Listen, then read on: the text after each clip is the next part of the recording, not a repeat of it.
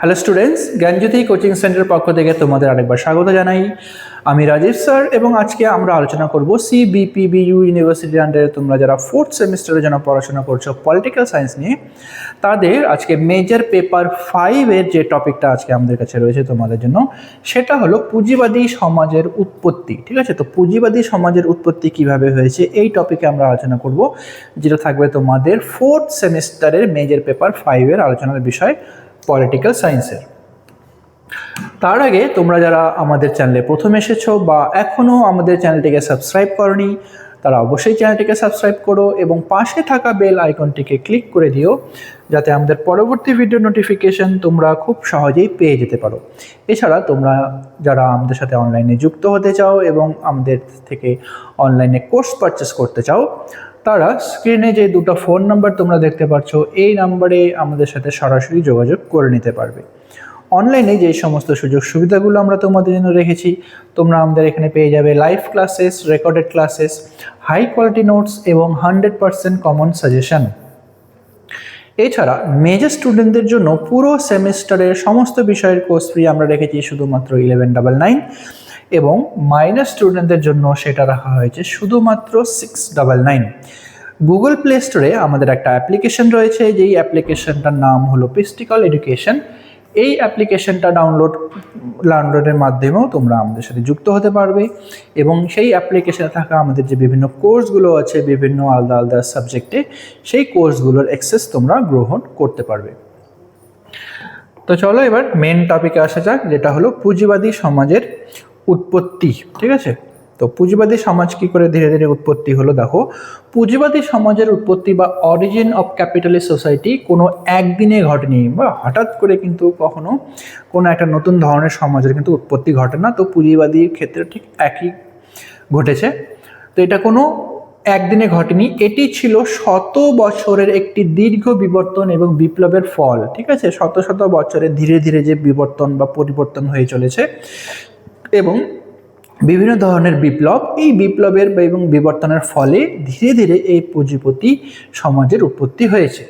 মার্ক্সীয় দৃষ্টিভঙ্গিতে সামন্ততন্ত্রের গর্ভ থেকেই পুঁজিবাদের জন্ম হয়। ঠিক আছে, যে সামন্ততন্ত্রের যে বিষয়টা রয়েছে সেখান থেকে কিন্তু ধীরে ধীরে এই যে পুঁজিবাদের কিন্তু ব্যাপারটা ধীরে ধীরে জন্ম হয়। ঠিক আছে, আচ্ছা, পুঁজিবাদের উৎপত্তির মূল পর্যায় দেখো সামন্ততন্ত্রের সংকটে প্রথম যে পর্যায়টা এখানে বলা হয়েছে সেটা হলো সামন্ততন্ত্রের সংকট। এখানে কি বলা হয়েছে দেখো, চতুর্দশ এবং পঞ্চদশ শতাব্দীতে ইউরোপের সামন্ততান্ত্রিক ব্যবস্থা ভেঙে পড়তে শুরু করে। ঠিক আছে, তাহলে চতুর্দশ এবং পঞ্চদশ শতাব্দীর মধ্যে কি হয়, ইউরোপের মধ্যে যে সামন্ততান্ত্রিক একটা ব্যবস্থা ছিল, সেই সামন্ততান্ত্রিক ব্যবস্থাটা ধীরে ধীরে কি হয়, ভাঙতে শুরু করে। মহামারী, যেমন ব্ল্যাক ডেথ বলে একটা মহামারী দেখা যায় সেখানে।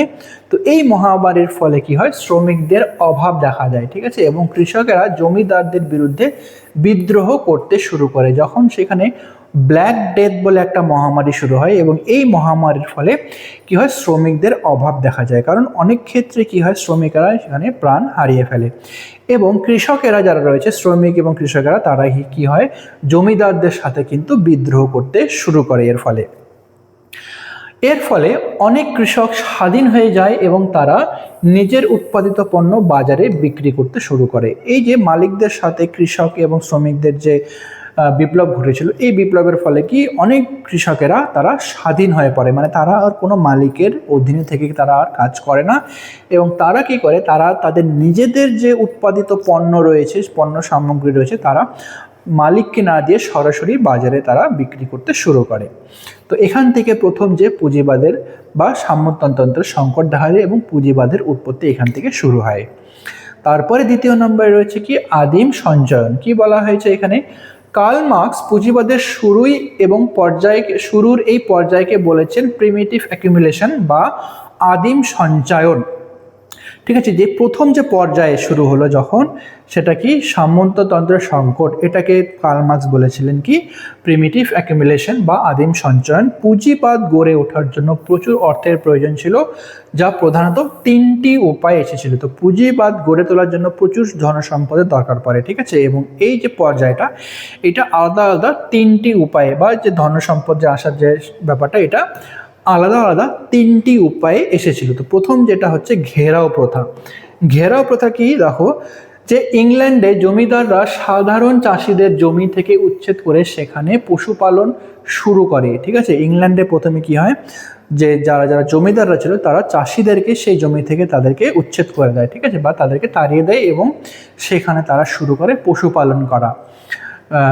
বেশিরভাগ সেখানে ভেড়া পালন করা হতো। ঠিক আছে, তো কৃষকদেরকে তারা জমি থেকে তারা তাড়িয়ে দেয়, ভূমিহীন কৃষকেরা শহরে চলে আসে এবং তারা মুক্ত শ্রমিকের একটি বড় বাহিনীতে পরিণত হয়। এবার যেহেতু তাদেরকে তাদের জমি থেকে তাড়িয়ে দেওয়া হয়েছিল এবং কাজের সন্ধানে তারা শহরে আসতে শুরু করে এবং শহরে যে তাদের একটা শ্রমিকদের পরিমাণটা ধীরে ধীরে বৃদ্ধি পায়, যারা তাদেরকে এখানে বলা হয়েছিল মুক্ত শ্রমিক, মানে তারা কোনো জমিদার বা কোনো মালিকের অধীনে কিন্তু তারা ছিল না। ঠিক আছে, তো মুক্ত শ্রমিকের একটা বড় বাহিনী সেখানে ধীরে ধীরে গড়ে ওঠে।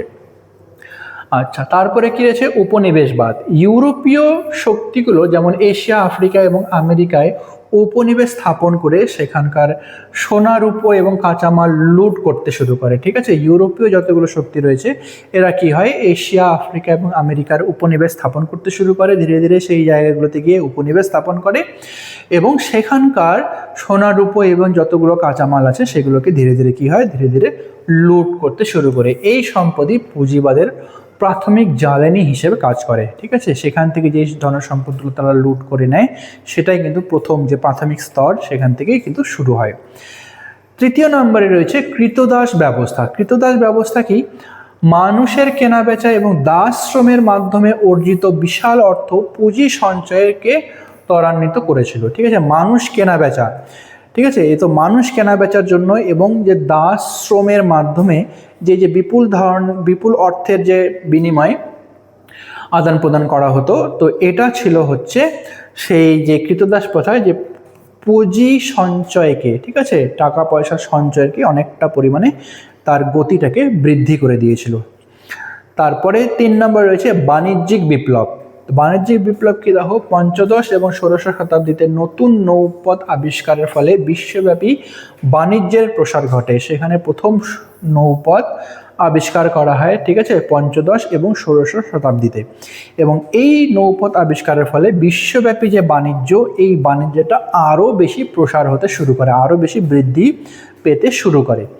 এর ফলে এক নতুন মধ্যবিত্ত শ্রেণীর জন্ম হয় যাদের বলা হতো বুর্জোয়া। ঠিক আছে, এই যে বুর্জোয়া শ্রেণীর জন্ম হয় তখন থেকেই পঞ্চদশ এবং ষোড়শ শতাব্দী যখন প্রথম নৌপথের যে আবিষ্কার হয় তার ফলে কিন্তু এই বুর্জোয়া শ্রেণীর জন্ম হয়। তারা জমির বদলে ব্যবসাকেই সম্পদ বৃদ্ধির প্রধান পথ হিসেবে বেছে নিয়েছিল। যে বুর্জোয়া শ্রেণীরা যে ছিল এরা কিন্তু কৃষিকাজ বা জমি এই সমস্ত দিকে বেশি ধ্যান দিত না, তারা বলতো ব্যবসাকেই, ঠিক আছে, ব্যবসা বাণিজ্য করাকেই তারা প্রধান, তাদের ধন সম্পত্তি বৃদ্ধি করার যে প্রথম বা প্রধান পথ হিসেবে তারা বেছে নিয়েছিল। আচ্ছা, তারপরে যে রয়েছে হলো শিল্প বিপ্লব। অষ্টাদশ শতাব্দীর মাঝামাঝি সময়ে শিল্প বিপ্লব পুঁজিবাদের চূড়ান্ত বিকাশ ঘটায়। যখন আস্তে আস্তে অষ্টাদশ শতাব্দীর মাঝামাঝি সময় কি হয়, শিল্প বিপ্লব হতে শুরু করে, এখানে কি নতুন নতুন ধরনের প্রযুক্তিবিদ্যার নতুন যন্ত্রপাতি শুরু হয়। এই ক্ষেত্রে কি হয়, পুঁজিবাদের একটা চূড়ান্ত বিকাশ ঘটে। এর যে বৈশিষ্ট্যগুলো ছিল, এই বৈশিষ্ট্যগুলো প্রথম যেটা বলা হয়েছে যে যন্ত্রের ব্যবহার। ঠিক আছে, তো শিল্প বিপ্লবের ফলে প্রথম যে বিপ্লবটা শুরু হয়, এখানে নতুন ধরনের যন্ত্রপাতি ব্যবহার করা শুরু হয়। ঠিক আছে, দেখো, মানুষের হাতের বদলে কারখানায় যন্ত্রের মাধ্যমে বিশাল আকারের উৎপাদন শুরু করা হয়। প্রথমে মানুষ কাজ করতো নিজের হাতে। ঠিক আছে, তাদের কাছে কোনো উন্নত ধরনের কিন্তু উন্নত প্রযুক্তি বা কোনো মেশিন বা কারখানা ছিল না। কিন্তু শিল্প বিপ্লবের ফলে মানুষ এখানে তারা নিজের হাতের বদলে কলকারখানায় বড় বড় মেশিনের মাধ্যমে কাজ করতে শুরু করে, যা হলো উৎপাদনের যে পরিমাণটা এটা হচ্ছে বহুলাংশে বাড়িয়ে দেয়। ঠিক আছে, তারপরে কি রয়েছে কারখানা ব্যবস্থা। ক্ষুদ্র কুটির শিল্প ধ্বংস হয়ে যায়। ঠিক আছে, যারা কুটির শিল্প মানে হাতে তৈরি যেই সমস্ত শিল্পগুলো রয়েছে সেগুলো কি আস্তে আস্তে ধ্বংস হয়ে যায় এবং বড় বড় কারখানা শ্রম বিভাজনের মাধ্যমে উৎপাদন ত্বরান্বিত হয়। বড় বড় কারখানাগুলো ধীরে ধীরে গড়ে ওঠে এবং সেখানে শ্রম বিভাজনের মাধ্যমে তাদের উৎপাদন শক্তি বা উৎপাদন ক্ষমতা যেটা সেটা খুব অনেক অংশে বেড়ে যায়, ঠিক আছে। সেটাকে সেটাকে উৎপাদন ক্ষমতাটাকে ত্বরান্বিত করে, খুব তাড়াতাড়ি কাজ করতে শুরু করে এরা। তারপরে রয়েছে নগরায়ন। কাজের সন্ধানে গ্রাম থেকে হাজার হাজার মানুষ শহরে চলে আসে, ঠিক আছে। গ্রামে তখন কিন্তু সেই সময় সঠিকভাবে তারা কাজ করতে পেত না, বা কাজের সন্ধান সঠিকভাবে ছিল না গ্রামগঞ্জে। তো সেই জন্য সেখানকার মানুষেরা কি হয়, কাজের সন্ধানে ধীরে ধীরে শহরের দিকে অগ্রসর করতে শুরু করে, যার ফলে এক বিশাল সর্বহারা বা শ্রমিক শ্রেণীর সৃষ্টি হয়ে যায় তার ফলে, ঠিক আছে। তো পুঁজিবাদের উত্থান মানব ইতিহাসে একদিকে যেমন প্রযুক্তিগত অগ্রগতি এবং উৎপাদন ক্ষমতা বাড়িয়েছে, তো পুঁজিবাদ যখন শুরু হয় বা পুঁজিবাদ যখন উত্থিত হতে শুরু করে তখন কি হয়, তখন একদিকে নতুন নতুন প্রযুক্তির আবির্ভাব ঘটেছে, এবং তার ফলে কি হয়েছে, উৎপাদন যে ক্ষমতাটা, এই উৎপাদন ক্ষমতাটা কিন্তু বহুলাংশে বৃদ্ধি পেয়েছে।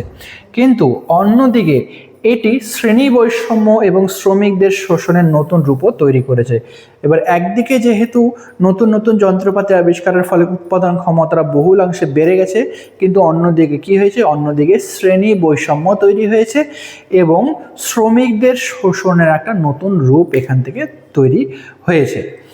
সামন্ততন্ত্রে ধর্মীয় এবং প্রথাগত শৃঙ্খল ভেঙে একটি মুক্ত বাজার তৈরি করলেও সমাজকে দুটি স্পষ্ট বিরোধী শিবিরে এখানে বিভক্ত করা হয়, যেটা হচ্ছে মালিক এবং শ্রম, ঠিক আছে। মালিক এবং শ্রম এই দুটো শ্রেণীতে এখানে বিভক্ত করা হয়, এবং এই সামন্ততন্ত্রের ধর্মীয় যে প্রথাগত শৃঙ্খল ভেঙে যায় এবং এটা কি হয়, একটি মুক্ত বাজারে পরিণত হয়ে যায়, ঠিক আছে।